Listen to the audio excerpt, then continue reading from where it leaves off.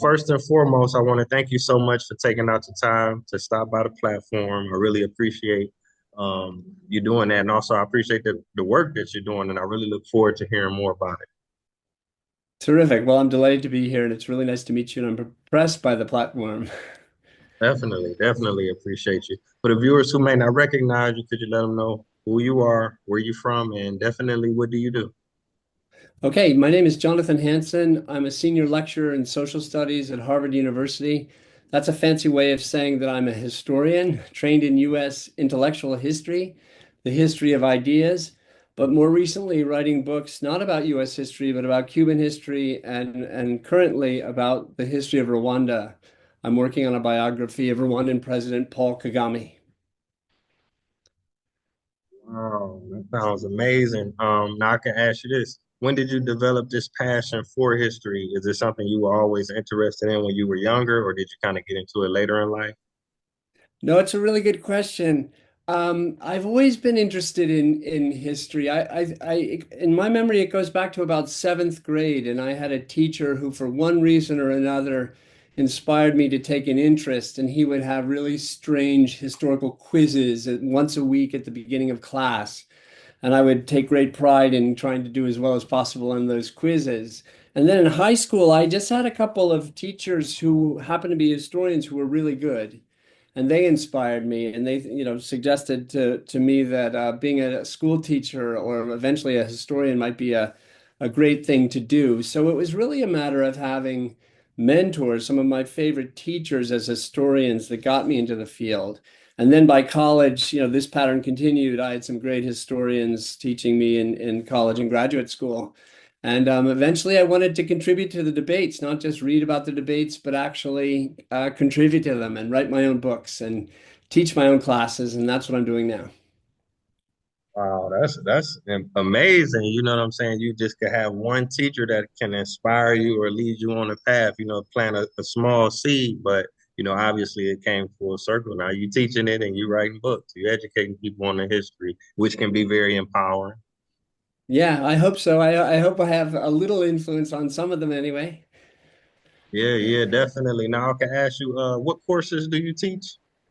So at Harvard right now, I'm in this program called Social Studies, which was really an interdisciplinary undergraduate honors program with economists, historians, political theorists, sociologists, anthropologists, and so on. And I'm part of a big co-taught course called The History of Social Thought. It's called Social Studies 10, but it's a history of social and political thought going back years. And now it began, sort of as classic social and political thought, European, but now we have a host of different voices. And so we're trying to make it more diverse, more interesting, more up to date. So that's one course. And then I teach a course there called Justice and Reconciliation After Mass Violence, and it's connected to my work in Rwanda. And this course is a small seminar for interested students who want to engage both theoretical work on how countries have typically tried to reconcile from trauma, and then also a series of case studies with the US Civil War, recently the Troubles in Ireland, and then finally a case study on Rwanda, of which I'm working on now. Wow, okay. Like I said, I don't know if I told you, I'm currently in Africa. I'm in Ghana. I've been to about 20 African countries. I had the opportunity to visit Rwanda. It's definitely the cleanest place I've seen in Africa for sure. It's a beautiful place. When were you there, Taye? I think that was last year. I was there for about 2 weeks. No, 2023, I was there. What else did you notice besides the cleanliness? Oh no, that was the main focus. I mean, the people were beautiful, friendly, beautiful culture. I went to the Genocide Museum. There was some performances, some plays, some music, some acting going on. Yeah, it's hard to imagine that 30 years ago that place had been the victim of a genocide with having lost up to 1 million people and having no institutions left, everything in tatters. And to think of the rebuilding they did really exceeds expectations and predictions. Um, I first became interested in Rwanda in 2010 because my wife is a physician at Boston Children's Hospital. and a group called Partners in Health, and their leader, Paul Farmer, who was a friend of ours, sadly, he passed away, asked my wife to come and introduce a neonatal newborn medicine protocol to the country. And in 2010, when we arrived, we went with our three kids and we lived for a summer in the east in a rural area, rural part of Rwanda in a very small village. And 2010, our trip coincided with a big report by the UN saying what a disaster Rwanda was and what a tyrant Paul Kagame is. And I was open to it. I didn't know much about Rwanda at the time. I was writing a book on Guantanamo Bay in Cuba. And I said, okay, well, I'll take a look around, see what happens. But the time I spent there, those 3 months, I saw a really different story. I saw Rwandans working together at many, many different levels across race and gender, ethnicity, class, administrative hierarchy, you name it, working together on common projects. And as I put it to myself, I thought, it seems like in Rwanda right now, common work is contributing to a common weal, a common sense of social solidarity, and really inspiring a profound sense of hope that this cut against everything I'd been hearing and reading from that UN report, but other things too. And I just thought that the picture of Rwanda, what's going on in Rwanda, must be much more complicated than what I was hearing about it. And then we've been back every year since with my wife's work originally, except for one during COVID. And then as my most recent book on Fidel Castro, another long story, was nearly complete. I started to talk to some people in the president's office in Rwanda about the possibility of doing a book on Paul Kagame. I like to work on people that I think are caricatured in much of the Western media, especially like Castro. People love him or they hate him, and I was interested in the messy middle where human beings actually live our lives, right? And the same with Kagame. Kagame is both loathed among the NGO and human rights communities and many people in the United States and elsewhere, but he's also loved by many and appreciated, in for the kind of things you saw when you were there. But both of those poles, I think, are caricatures, and they miss the middle, the complexity where, again, where we live our lives. And I set out to write a history of Rwanda that captured all that.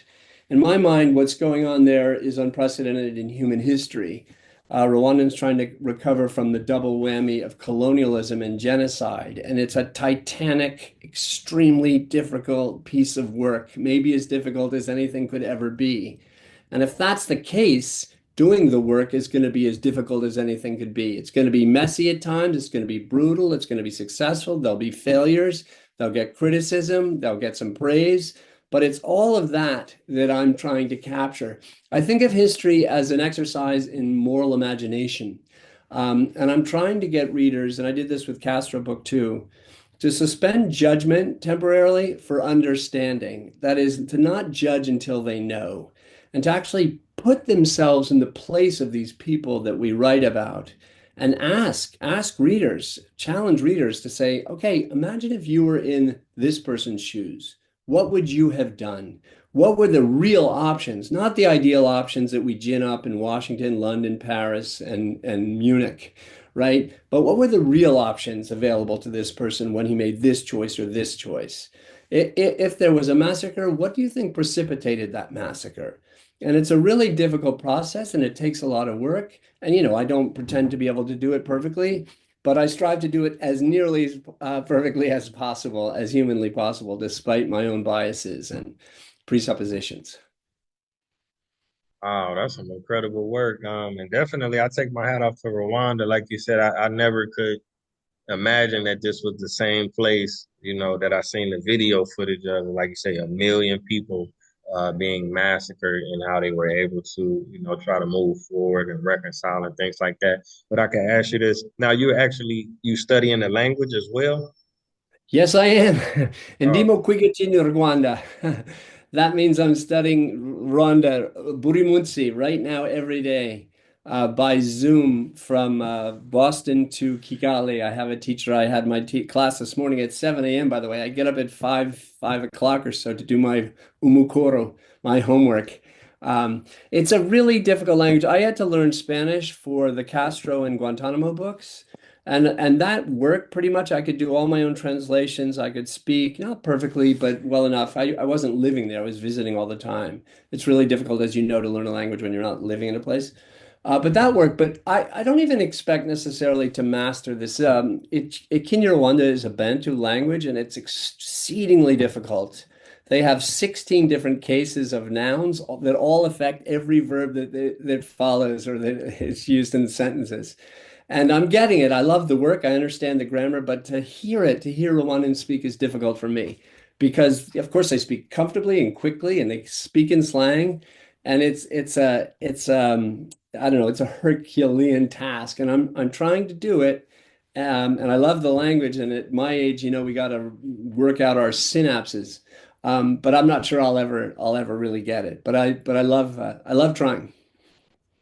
Wow, that's amazing because a lot of times I guess the reader we take for granted the amount of work that an author puts into a book. We might get 300 pages, but you putting in years and years and also learning the language, that's probably something that the reader probably would never conceive like, oh, okay, you took years to learn how to even know the Yeah. basics. That's truly amazing. Now I can ask you this one more question. Um, have you considered doing maybe like a documentary or even a film or anything like that based upon either your work in Rwanda or, Yes. in Cuba? For sure. I had some interest in it. It kind of faded because, things come and go very quickly with the Castro book. I was in conversation with ABC, among others, to do a sort of mini series. And then there was some talk and some interest from some people in Hollywood. And that sort of faded. And I just was using, devouring too much energy to sort of like, is this going to work? Is this going to work? Following up. So I just let that go. But I am in conversation. It's a little early to say. I'm still writing the book. Literally this semester, I'm on leave. It's a little too early to say whether the Kagame book would become a film. But his life is unbelievable. The story I'm going to tell you cannot imagine it literally, just as Castro's was. I mean, I brought new life to Castro's life, things that we hadn't known before by focusing on his youth. Same with Kagame, like you wouldn't believe what the guy was doing his whole, as a child, as a youth, and what he suffered from and what he was able to do despite that. So yes, I have a friend who's a documentary filmmaker in Rwanda, Eric Kabera, who's a wonderful filmmaker, and he's interested. We've talked about this tentatively. Others have talked about it. I have a friend who is a former Rwandan soldier during the genocide who wants to maybe co-write a drama about Rwanda with me. I don't even know. He won't tell me. He said, I can't tell you about it until you finish the work. But yes, I'm quite interested in that. I mean, always, right? The more, the more ways we can get out our message, the better. Yeah, yeah, definitely, definitely. And I visited Cuba maybe 2 or 3 times as well, and I can speak for experience like growing up in America. Every picture I ever seen of Castro, he always has on the military uniform. He always has on green. He's always energetic. But when I visited Cuba, they would show pictures of him swimming at the beach or playing basketball or doing different things like that. And then, like you say, as a human, you kind of try to find the middle ground and really figure out.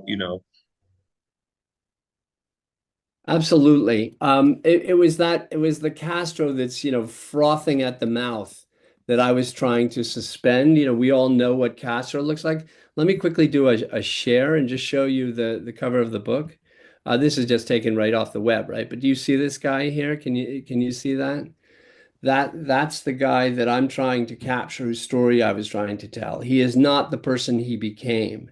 And he became who he became for really complicated reasons that I talk about in the book. But it was a kid who grew up in a really isolated plantation in eastern Cuba.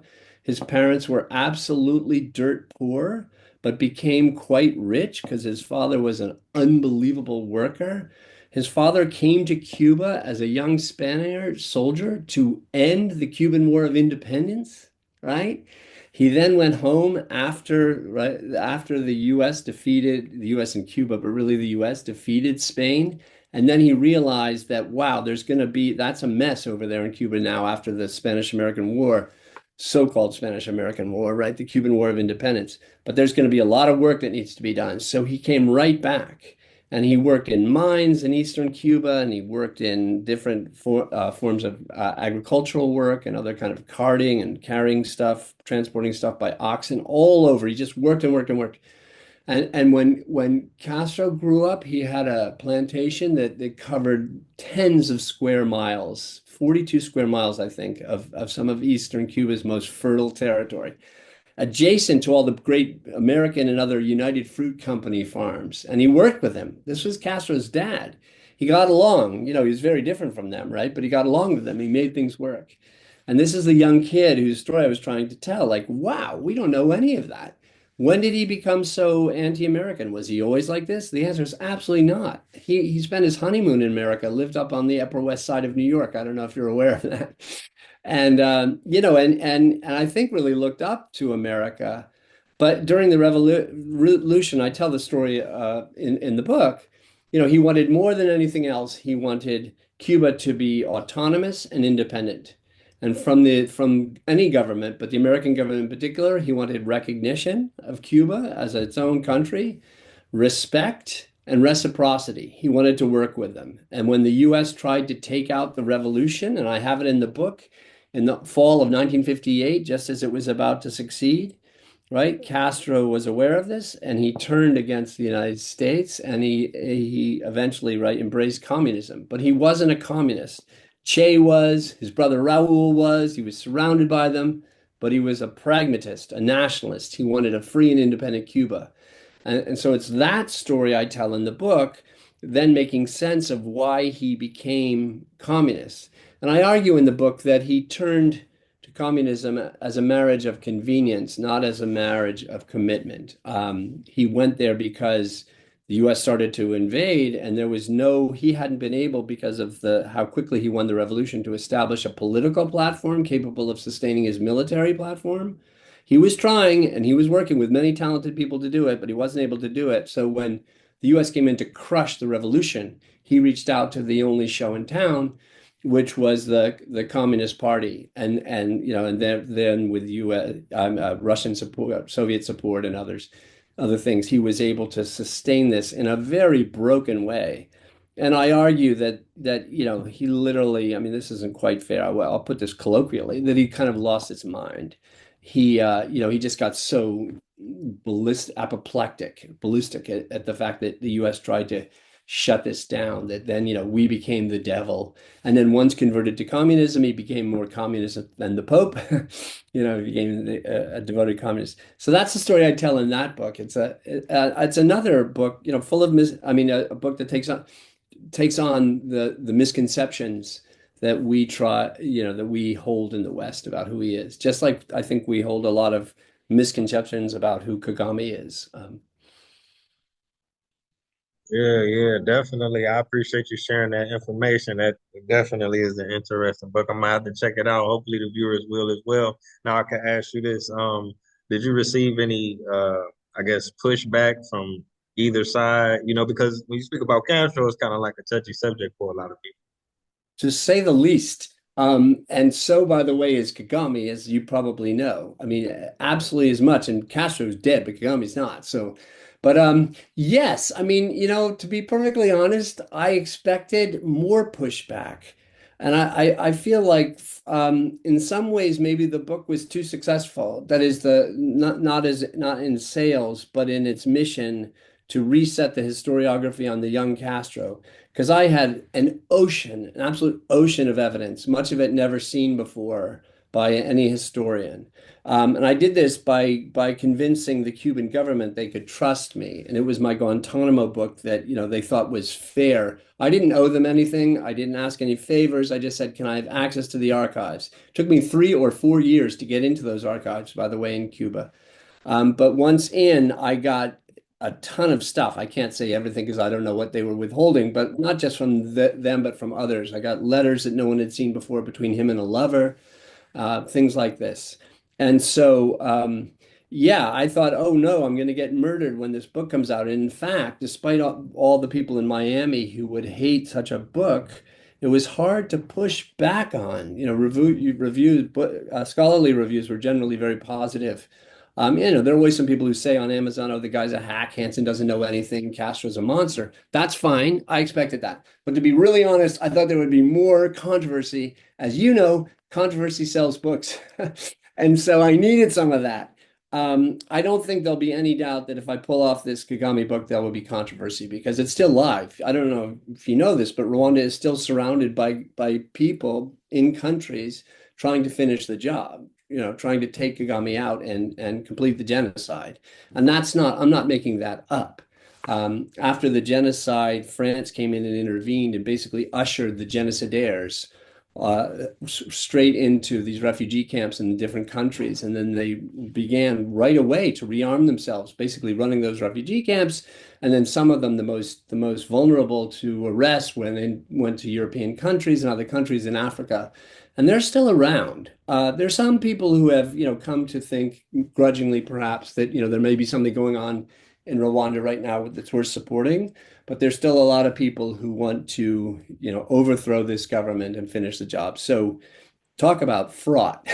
If this book succeeds, I'm gonna get it. But that's okay. I mean, that's part of what I like to do, and what I take on is try to get, as I say, the middle, the messy middle where most of us live our lives. Yeah, yeah, definitely, definitely. Because, like I said, I traveled around Africa. So when you do speak of Rwanda or the president, you may speak to somebody from the Congo or Uganda, and what their Oof. perspective or perception of him is can be totally different from somebody from, the West or America. So, yeah. Yep. Okay, now I wanted to ask you this as well. Like you said, Castro is no longer living. Have you seen some type of reconciliation or change between the relationship in Cuba and America? Because it seemed like for one moment it was like, okay, you could travel to Cuba, then it was like, no, you can't Yeah. travel no more. Then I don't know where it's at. Yeah. No, it's a good question. It's a really sad situation.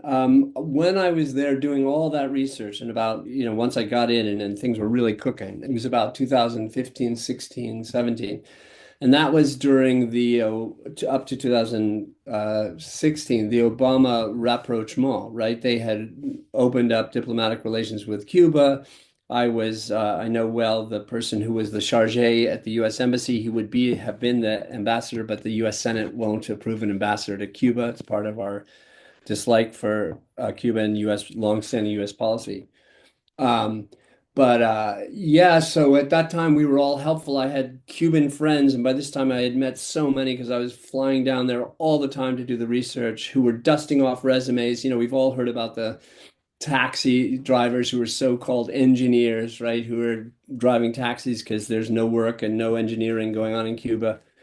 So I had friends, Cuban friends, I would attempt to say hundreds, who were so hopeful about doing things, and US people too, and even some people in Miami. Things were really looking up. Many, many people in both countries, both communities, the exile community and the community in Cuba. And it just, Trump came in and shut down the rapprochement, and then COVID struck. And between those two things, it's devastated the Cuban economy. Cuba is somewhat used to US policy changing, getting a little looser, getting a little tighter over time, but no one is used to COVID. And the Cuban economy, as you know, you probably know, is dependent upon remittances, people here sending money back, but also on tourism. And even if Americans couldn't go, well, you could go if you were from South America, you go from Cuba, I mean, from Canada, you could go from Europe, and people did all the time. The place boomed ever, as you know, but it was doing pretty well when Trump and COVID intervened. And right now it's devastating. There's more exiles there, people leaving Cuba than I think have left maybe ever, but certainly since the Mariel period. And so it's really, really sad. I was down there. I took my family down there for Christmas 2 Christmases ago. And it wasn't the place I remembered. I saw some friends and they were holding on. The Cubans are tough. They're resilient. They're used to it, getting hit. But this hit is devastating. And some of the great artists that I knew and had befriended, some of the great musicians I knew and had befriended are all out of Cuba. So we couldn't go here and meet the people I was hoping to meet, although I could probably meet them in Boston or New York. Yeah, yeah, definitely, definitely. Okay, now I think you might have touched on it, but if you could speak about Guantanamo and American history, now what exactly is that about? Yeah, yeah, good question. Well, so again, I told you I was trained as a U.S. intellectual historian. I wrote my first book about American civic identity 100 years ago. It's a period, that seems so different from ours, but wasn't so different from ours. It was a period of demographic upheaval, migrants coming into the country, civil rights agitation, gender agitation, labor unrest. So everyone thought that the country had become unhinged and we had lost a sense of ourselves, right? And you can imagine the old Anglo-Saxon WASP elite was really worried, just as I think some of the white folk are today in America, and they're looking, hoping to sort of buckle down and recover the old America. And then there were others who were saying, like we have a lot of problems, but we could fix them, and diversity and immigrant migration and civil and the plight of African Americans, Black Americans, isn't their presence here isn't a problem. It's their plight that's bad, and that we should include them. So I wrote a book about W.B. Du Bois and Eugene Debs, the socialist leader, Jane Addams, the feminist leader, and John Dewey, some of the other philosophers who were arguing for an encompassing definition of what it meant to be American at the time, and saying that diversity is our strength. We should harness this. It's a resource. We can be an unusual nation in the world because we have this diversity. And so that book came out in 2003, and I was just setting up to do another book. I had a fellowship in Boston, and the Guantanamo stories broke. The fact that we were holding those detainees there from the War on Terror, if you remember, and they had no habeas rights, no rights whatsoever.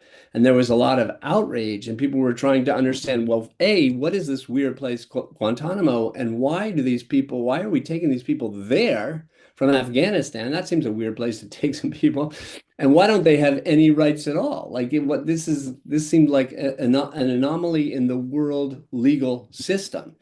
And I knew a little bit about when we got Guantanamo because it was part of that first book, because the first book included some chapters on US imperialism. And it included the time in 1898 when we took Guantanamo from Cuba during the Spanish-American War. So when the Bush administration was arguing, publicly in the Supreme Court, these detainees have no habeas rights because that's American law, right? Because Guantanamo is property of Cuba.